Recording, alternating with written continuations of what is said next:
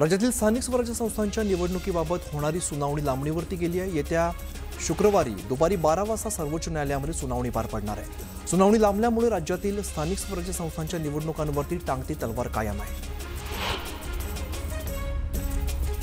आमदार धनंजय मुंडेंनी वाल्मिक कराडची आठवण काढल्यानंतर खासदार बजरंग सोनवणे यांनी टीका केली आहे। जास्त आठवण येत असेल तर त्यांनी तिकडे जाऊन बजावं, त्यांना भेटावं असा खोचक टोला सोनवणेंनी लगावलाय। मंत्री पंकजा मुंडेंनी माजलगावमध्ये प्रचार सभेमध्ये बोलताना रिटायरमेंट घेण्याचं समाधान वाटायला लागलं, पण आणखीन बरंच काम करायचं राहिलेलं आहे। मला जेव्हा रिटायर व्हायचं असेल तेव्हा चांगली पिढी घडवली असेल असं पंकजा मुंडे म्हणाल्या। गोव्याचे मुख्यमंत्री प्रमोद सावंतांनी कोल्हापूरमधील चंदगडचे आमदार शिवाजी पाटलांच्या निवासस्थानी भेट दिली। यावेळेला चंदगड ते गोवा या रस्त्याच्या समस्येबाबत आमदार पाटील यांनी सावंतांशी चर्चा केली।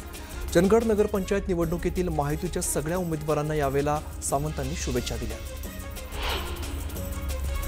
तिसोरीला एवढी भोकं पाडून ठेवली आहेत की यामध्ये काहीच राहिलेलं नाही अशी टीका विजय वडेट्टीवारांनी केली आहे। बाकीच्यांकडे काही नाही तर त्यांना मत द्यायचं नाही आणि तुम्हालाच मत द्यायचं का असा सवाल सुद्धा वडेट्टीवारांनी विचारला आहे।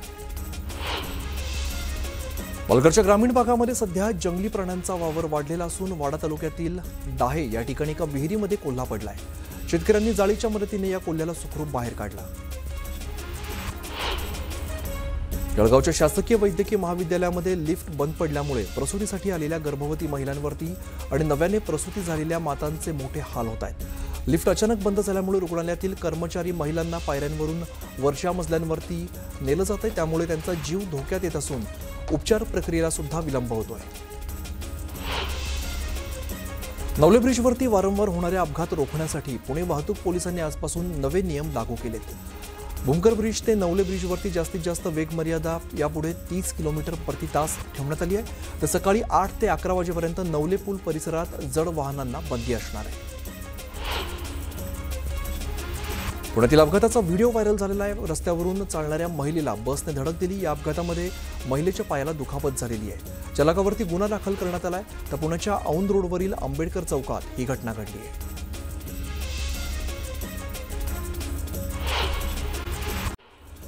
जिवंत असेपर्यंत अशोक चव्हाणांना भाजप कळली तरी सुद्धा खूप झालं असं खोचक प्रत्युत्तर प्रताप चिखलीकरांनी दिलंय। प्रणिता चिखलीकर भाजपामध्ये महिला आघाडीच्या प्रदेश उपाध्यक्ष आहेत। यावरून अशोक चव्हाणांनी टीका केलेली होती।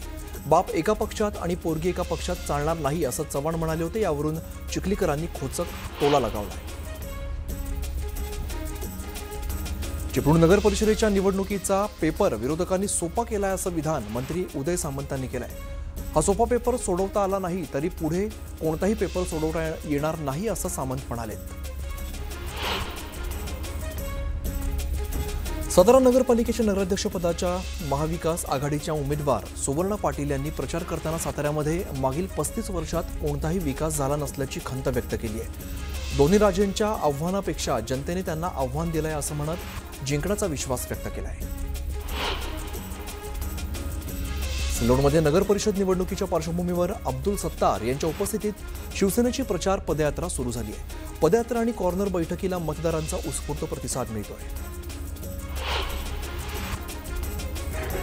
वर्ध्याच्या इतिहासात पहिल्यांदा नगराध्यक्षपदाच्या निवडणुकीत कमालीची चुरस निर्माण झाली आहे। भाजप काँग्रेस सेनेमध्ये थेट लढत होणार आहे। नगराध्यक्षपदाच्या उमेदवारासाठी उपमुख्यमंत्री, पालकमंत्री आणि प्रदेशाध्यक्षाची प्रतिष्ठा पणाला लागली आहे। चंद्रपूरमधील राजुरा नगर परिषद निवडणुकीमध्ये शेतकरी संघटना आणि काँग्रेस हे पारंपरिक विरोधक एकत्र आलेले असून भाजपापुढे आव्हान उभं केलेलं आहे। भाजप आमदार देवराव भोंगळे विरुद्ध माजी आमदार सुभाष धोटे आणि माजी आमदार वामनराव चटप यांनी निवडणुकीसाठी प्रचाराला सुरुवात केली आहे। चाळीसगावात महायुतीतील वातावरण तापलंय। दादागिरी, दमदाटी आणि सत्ता पैशाच्या जोरावरती राजकारण सुरू आहे अशी टीका सतीश पाटील यांनी केली आहे। महादेवाच्या पिंडीवरती पाणी टाकून निवडणुकीत पैसे वाटणार नाही अशी शपथ घेऊन दाखवा असं आव्हान सतीश पाटील यांनी मंगेश चव्हाणांना दिलंय। मनमाड नगर परिषद निवडणुकीतील ठाकरेंच्या शिवसेनेचे उमेदवार नितीन वाघमारेंचं सोमवारी रात्री हृदयविकाराच्या झटक्याने निधन झालंय। अवघ्या 24 वर्षीय नितीन यांच्या निधनामुळे प्रभागात हळहळ व्यक्त केली जाते। नगरपालिका निवडणुकीचा प्रचार सध्या जोरात सुरू आणि अशामध्ये स्थानिक आघाडी आणि अपक्ष उमेदवारांना चिन्ह नसल्यामुळे केवळ हात जोडून प्रचार करावा लागतोय. अपक्षांना पुन्हा एकदा चिन्ह घेऊन प्रचार करण्याची कसरत करावी लागणार आहे. स्थानिक स्वराज्य संस्था निवडणुकांच्या अनुषंगाने भाजप महिला मोर्चा महाराष्ट्र प्रदेश निवडणूक संचलन समिती गठीत करण्यात आलेली आहे. यामध्ये कोकण विभागाच्या प्रमुखपदी रत्नागिरी जिल्ह्यातील भाजपाच्या नेत्या शिल्पा मराठे यांची निवड करण्यात आली आहे. वक्तव्यावरून मंत्री चंद्रकांत पाटलांनी टोला लगावलाय. तुमच्या हातात तिजोरीच्या चाव्या असल्या तरी तिजोरीचा मालक आमच्याकडे आहे. कोल्हापूरच्या मुरगुडमध्ये प्रचारसभेदरम्यान चंद्रकांत पाटील यांनी विधान केलंय.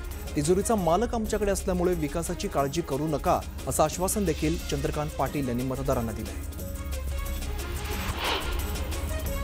राज्यात आपली सत्ता आहे आणि तिजोरीच्या चाव्या आपल्या हातात आहेत. अर्थमंत्री आपला आहे, मत तुमचं, निधी आमचा असेल असं वक्तव्य राज्य महिला आयोगाच्या अध्यक्षा आणि राष्ट्रवादीच्या नेत्या रुपाली चाकणकरांनी कुर्डुवाडीतील सभेत वक्तव्य केलंय. सांगलीच्या जत नगर परिषदेसाठी भाजप आमदार गोपीचंद पडळकरांनी कंबर कसली आहे. गल्लोगल्ली जात पडळकर प्रचार करतायत. दुचाकीवरून प्रचार करत शेतकऱ्यांची साथ लाभल्यामुळे आपलाच विजय होईल असा विश्वास सुद्धा त्यांनी व्यक्त केलाय. आजारी असल्यामुळे मतदारांमध्ये गैरसमज पसरवू नका असा थेट इशारा दीपक केसरकरांनी नितेश राणेंना दिलाय. नितेश राणेंनी केलेल्या वक्तव्याचा केसरकरांनी समाचार घेतलाय.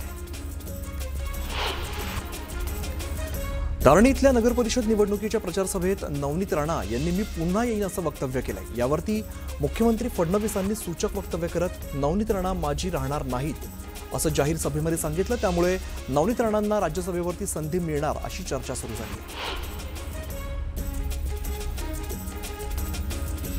मुंडे बहीण भावाची प्रतिष्ठा पणाला लागली आहे. पद्मश्री धर्माधिकारी यांच्या प्रचारासाठी मुंडे प्रचारात उतरलेले असून बहीण भाऊ एकत्र असल्याने परळीच्या विकासाचा मार्ग मोकळा झालाय अशी प्रतिक्रिया परळीतील नगराध्यक्षपदाच्या उमेदवार पद्मश्री धर्माधिकारी यांनी दिली.